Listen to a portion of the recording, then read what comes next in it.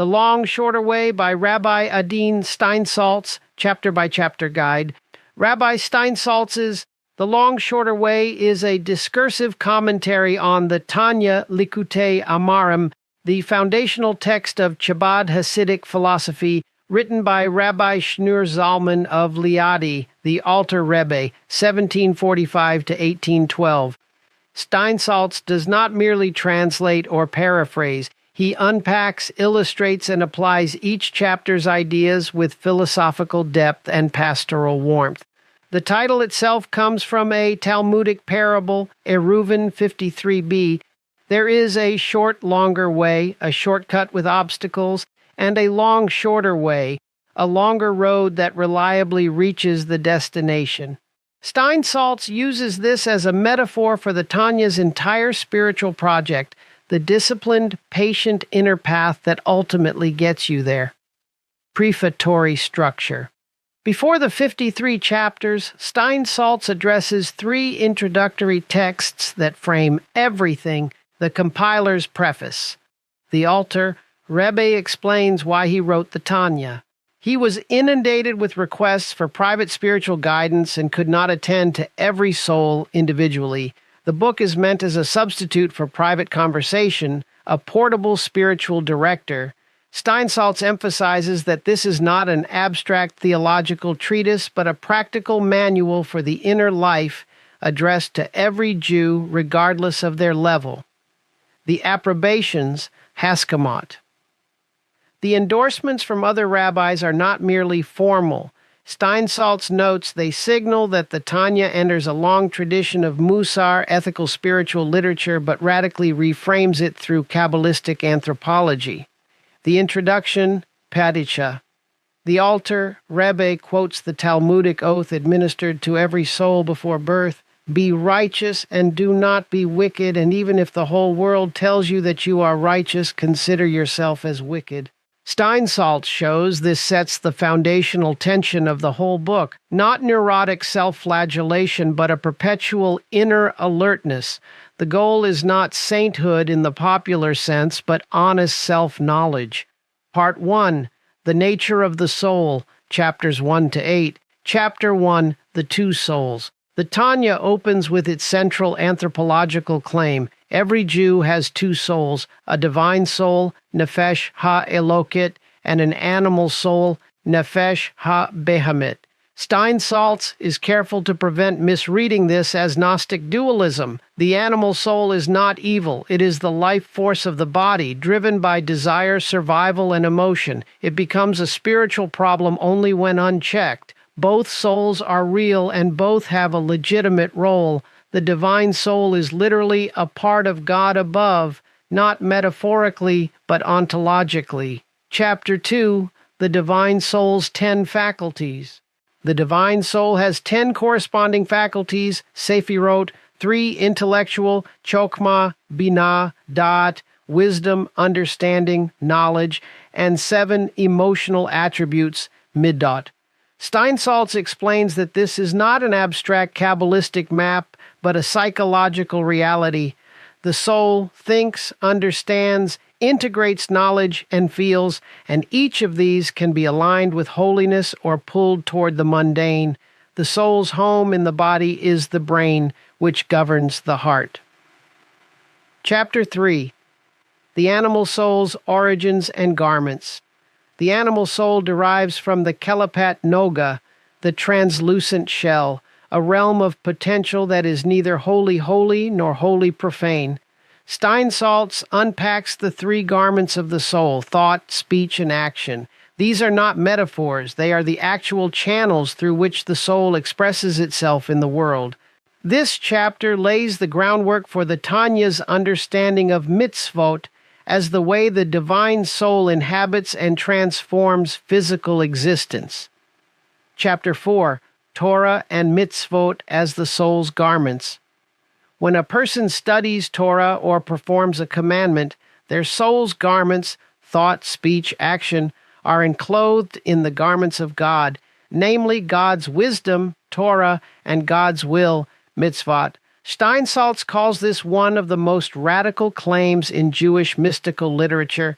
Union with God is not achieved through mystical states alone, but through concrete acts of Torah and mitzvot.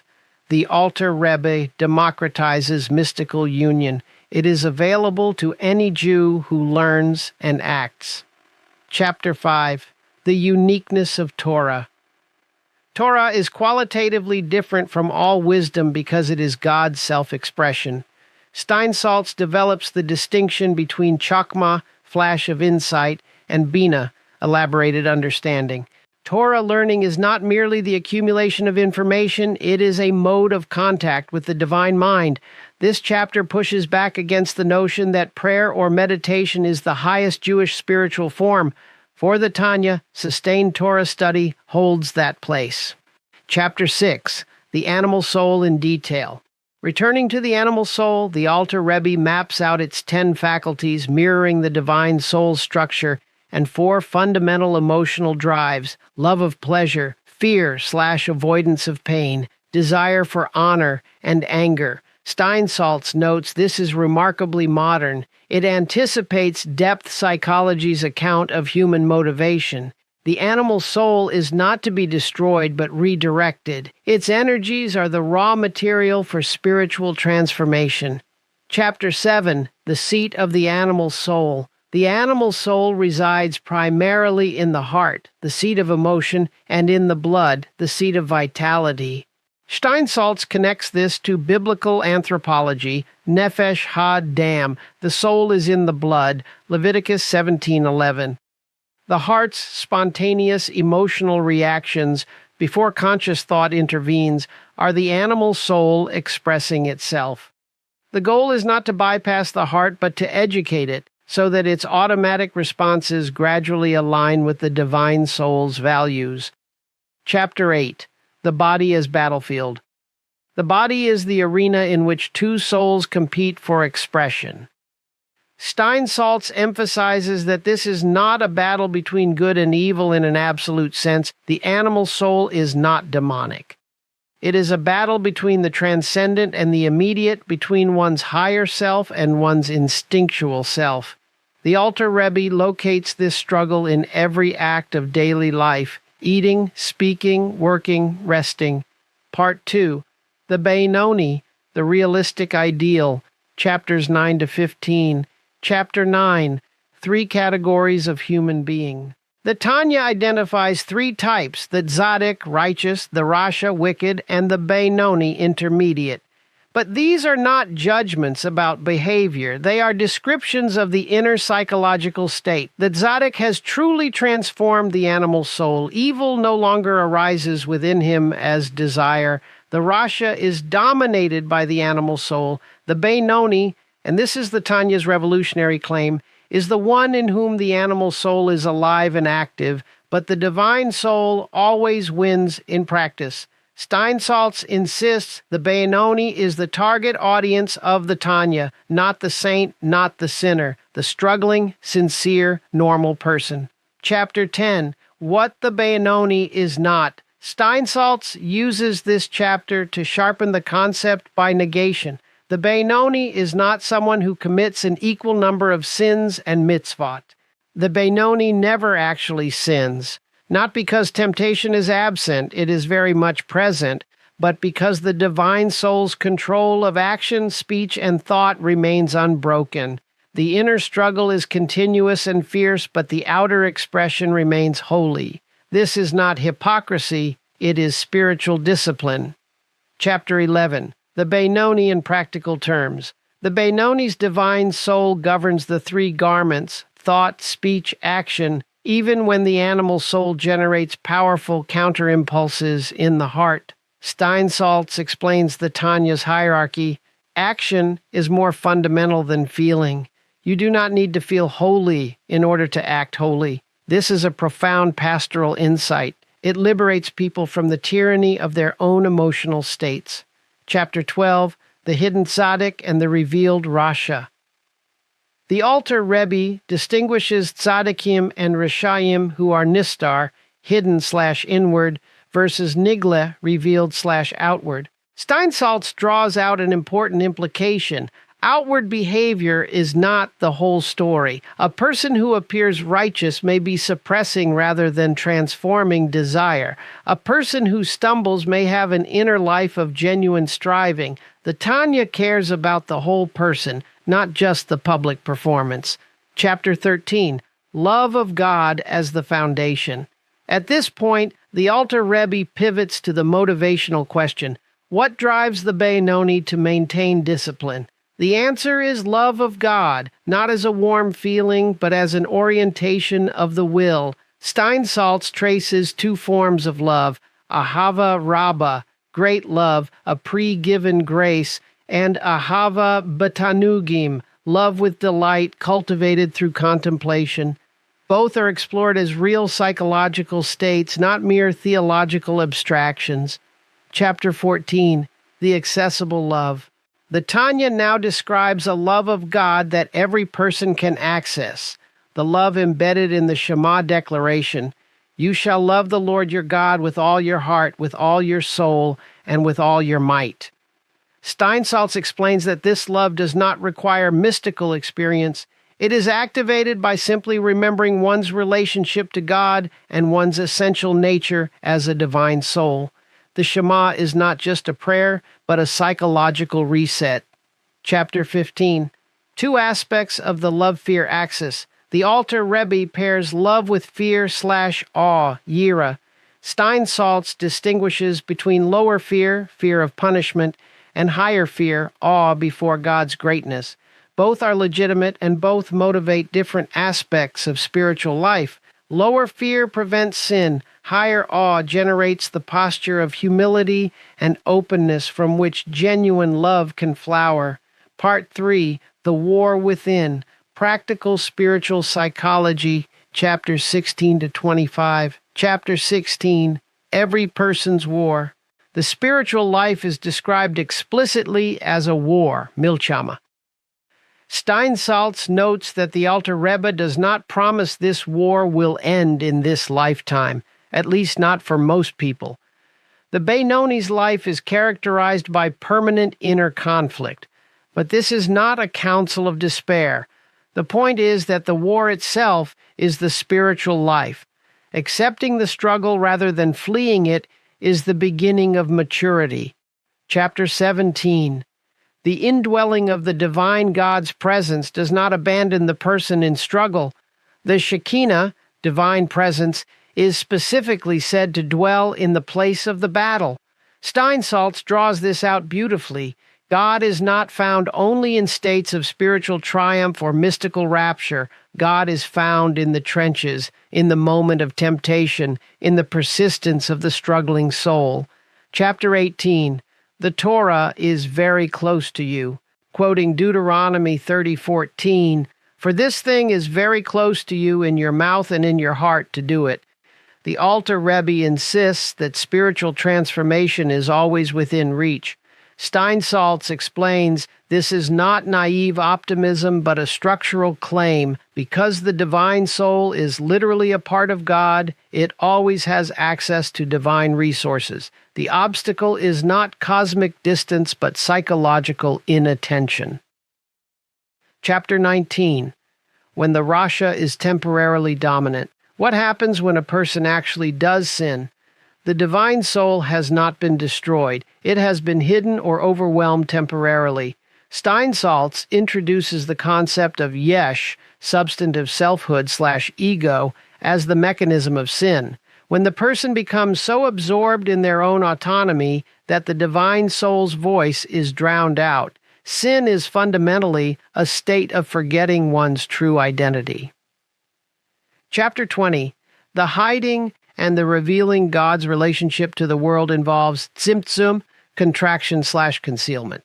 Steinsaltz explains this not as God becoming absent, but as God hiding in order to allow the world to exist as a semi-autonomous reality. Evil and sin are ultimately parasitic on this hiddenness. They have no independent ontological status. This metaphysical point grounds the practical psychology. Sin does not destroy the divine, it conceals it. Chapter 21, The Sparks of Holiness. Even within the realm of the mundane, and even within sin, there are holy sparks, steinsaltz, fragments of divine light that have fallen into lower realms. Steinsaltz connects this to the Lurianic Kabbalah's concept of Shevirat HaKelim, the breaking of the vessels. The spiritual task includes raising these sparks through mindful engagement with the physical world, eating, working, conversing, with proper intention. Chapter 22, The Mitzvot as the Body of God. A bold theological claim. The 248 positive commandments correspond to the 248 limbs of the divine form, Shir Koma, and the 365 prohibitions correspond to the 365 sinews. Steinsaltz carefully distinguishes this from anthropomorphism. It is a Kabbalistic map of how divine will structures reality, not a claim that God has a physical body. The mitzvot are not arbitrary rules, but the architecture of holiness in the physical world. Chapter 23, Combining Love and Torah. The altar, Rabbi addresses those who feel they love God but find Torah study dry or tedious. Steinsaltz is characteristically direct. Genuine love of God expresses itself through Torah and mitzvot, not around them or instead of them. Love without structure becomes sentimentality. Structure without love becomes legalism. The Tanya insists on their integration. Chapter 24, The Sin of Indifference.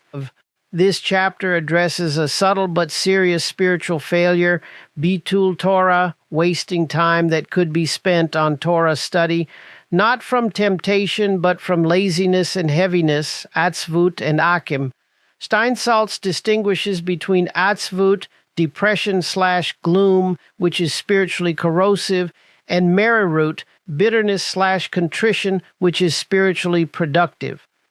The Tanya takes a strong stance against depression as a spiritual state, not because suffering should be ignored, but because gloom prevents movement. Chapter 25, Chasing Away. Gloom Practical Strategies for Overcoming Spiritual Heaviness. Steinsaltz notes the Tanya's pragmatism here. You do not wait to feel better before acting. You act, and the feeling follows. Appropriate times for merirut, self-examination and contrition, are designated, typically not during prayer or Torah study, but in specific introspective moments. The rest of life should be characterized by simcha, joy.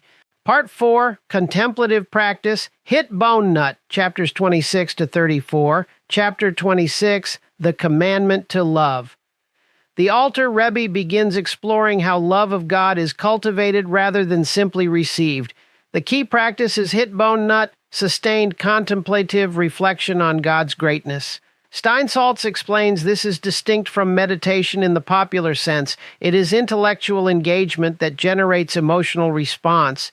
You think your way into feeling. Chapter 27, After a Fall. What should a person do after sinning?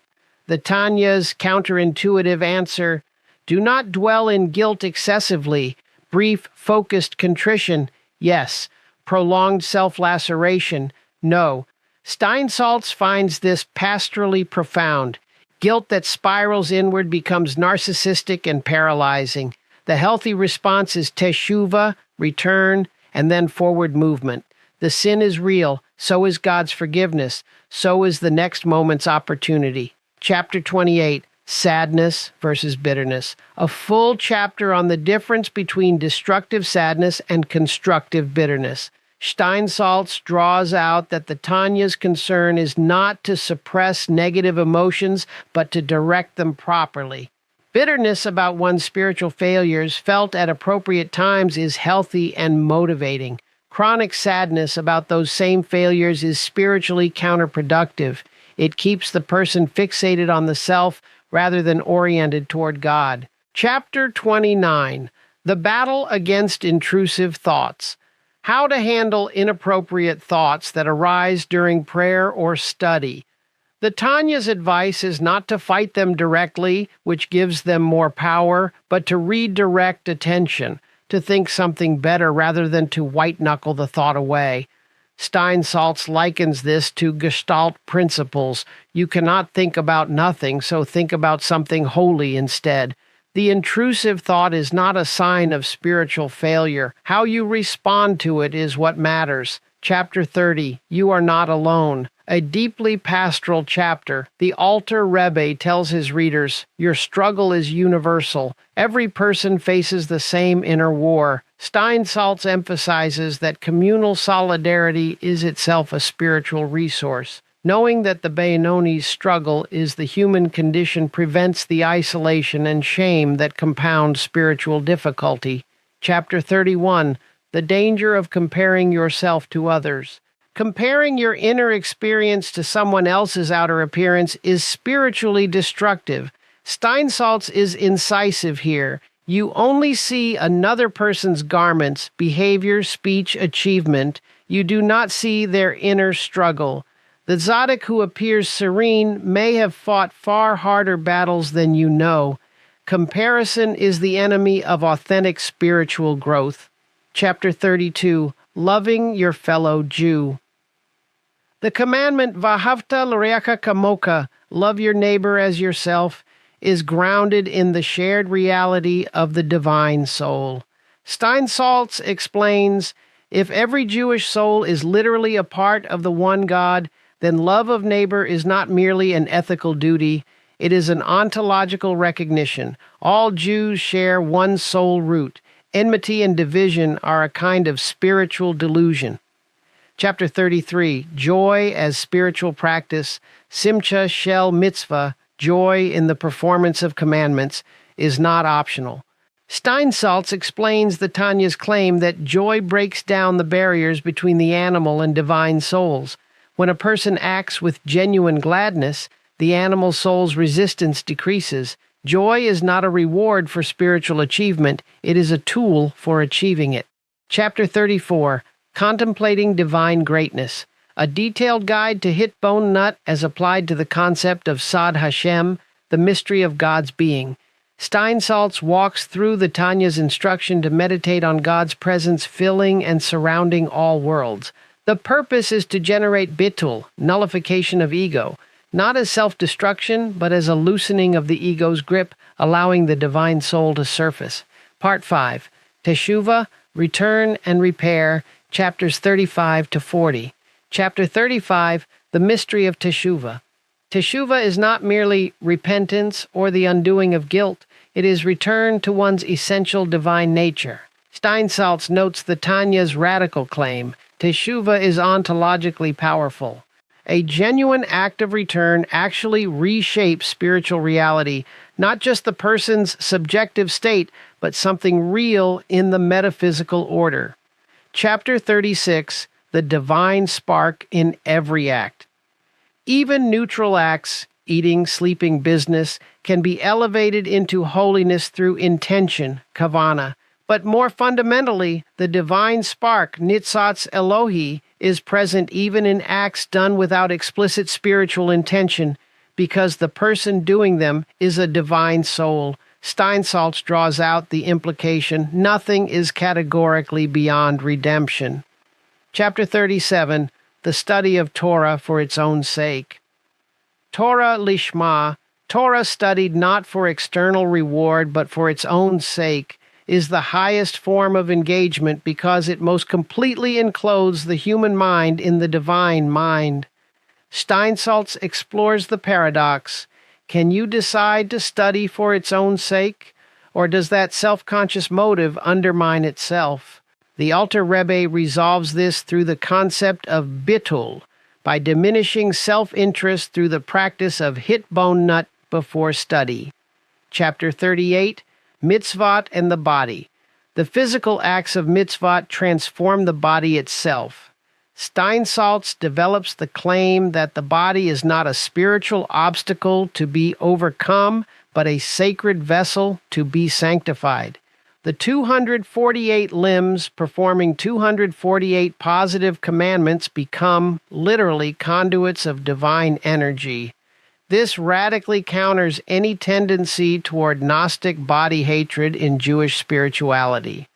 Chapter 39, The Superiority of Action over Intention. In a surprising move, the Alter Rebbe argues that doing a mitzvah without perfect intention still achieves something real because the act itself carries ontological weight. Steinsaltz explains, this is not an argument for empty ritual, but a defense against the perfectionism that paralyzes. Perfect intention is the ideal. Imperfect action is still vastly better than inaction. Chapter 40. Fear that precedes love. The chapter returns to Yirat Shamayim, fear/awe of heaven, as the necessary precondition for love. Steinsaltz draws an analogy. Love without fear becomes sentimental, even idolatrous. You end up worshiping your feeling of God rather than God. Fear/awe maintains the otherness and transcendence of God that keeps love honest and true.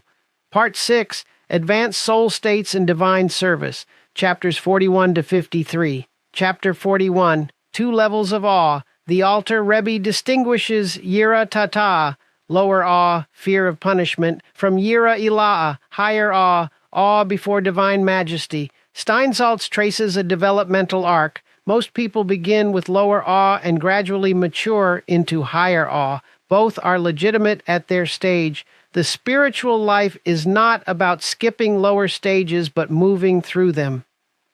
Chapter 42, Love that Burns, Ahava B'Yetzira. A love so intense it becomes a kind of spiritual fire. Steinsaltz distinguishes this from emotional excitement or religious enthusiasm. This burning love is generated by sustained intellectual contemplation of God's greatness. It is a love that has passed through the Chabad faculties, wisdom, understanding, knowledge, and arrived in the heart, transformed and deepened. Chapter 43, Hidden Love. Every Jewish soul has an innate, pre-given love of God, ahava mesutere, hidden love, that simply needs to be uncovered rather than created.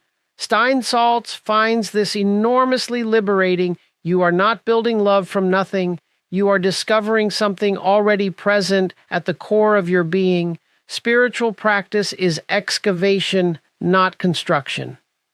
Chapter 44, The Natural Love of a Child for a Parent. Using the parent-child relationship as a model, the Alter Rebbe describes a simple, pre-reflective love, the love of a child who wants to be near their parent, regardless of what the parent can provide. Steinsaltz notes this simple model often gets lost in sophisticated theological frameworks. Simplicity of devotion is a spiritual achievement, not a stage to be surpassed. Chapter 45, Love and the Performance of Mitzvot. Love of God should be the motivating context for mitzvah performance, not fear of punishment. Steinsaltz explores the Tanya's insistence that kavana, intention, in mitzvot, is not optional ornamentation, but the difference between a living act and an empty form. Chapter 46, The Greatness of the Soul, a lyrical passage on the dignity of the Jewish soul. Steinsaltz draws out the implication, if the soul is literally a part of God, then self-contempt is a form of theological error. You cannot love God while despising what God has placed in you. The soul's dignity is the foundation for both self-respect and love of others. Chapter 47, Divine Immanence. God fills all worlds. Memale kol almin is fully present in every particle of creation. Steinsaltz explains this concept carefully. It does not mean God is identical to the world pantheism, but that the world has no existence independent of God's continuous sustaining presence. This is panentheism, God in the world in God, but God exceeding the world. Chapter 48, Divine Transcendence. God also surrounds all worlds, sovev kol almin, infinitely exceeds creation. Steinsaltz places this alongside chapter 47 to present the full dialectic.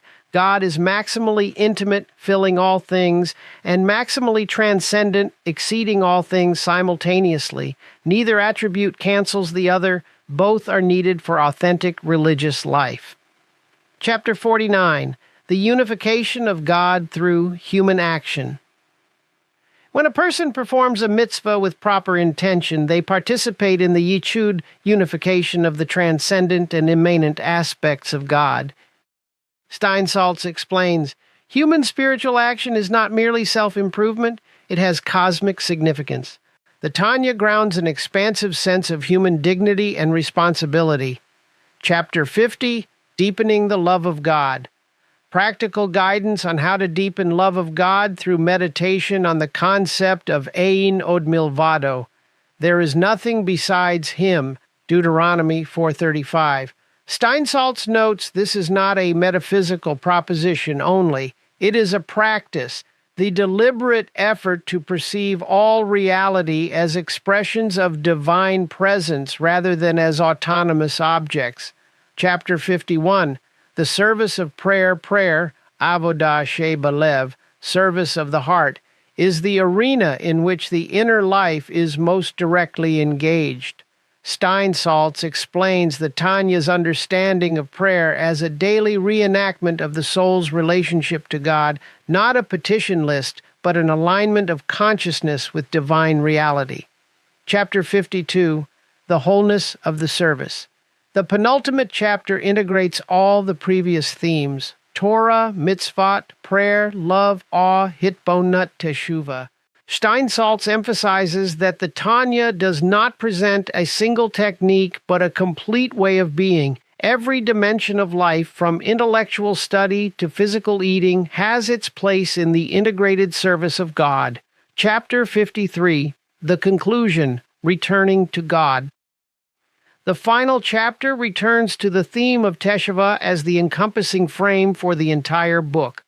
Steinsaltz ends on an open note. The Tanya does not promise that the inner war will be won in this lifetime. What it promises is that the war is worth fighting, that every act of return matters, that the divine soul is never extinguished, and that the long, shorter way, disciplined, honest, continuous inner work, is the way that actually leads home. Thematic summary, theme chapters, core claims, soul structure 1-8, 2 souls, 10 faculties, 3 garments, a precise spiritual anatomy, the Benoni ideal 9-15. The realistic goal, not sainthood, but consistent, disciplined spiritual action. Inner war 16-25. Permanent struggle is the normal spiritual life. Gloom is the enemy contemplative practice 26-34. Hitbonut generates love. Joy is a tool, not a reward. Teshuvah 35-40. Return is always possible. Every act has ontological weight. Advanced states 41-53. Deepening love, transcendence and immanence. Cosmic significance of human action. Steinsaltz's distinctive contribution. What sets Steinsaltz's reading apart from other Tanya commentaries: 1. Psychological realism. He consistently translates Kabbalistic categories into recognizable inner experience without flattening their metaphysical depth. 2. Pastoral warmth. He reads the Tanya as a letter to struggling people, not a theological treatise for scholars. 3. Modern dialogue. He draws connections to Western philosophy, depth psychology, and contemporary spiritual literature without forcing anachronistic readings. 4.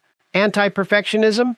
He consistently emphasizes that the Tanya's target is the Benoni, not the Tzaddik, liberating readers from impossible spiritual standards. 5. Embodied holiness. He resists any tendency to read the Tanya as world-denying or body-negating.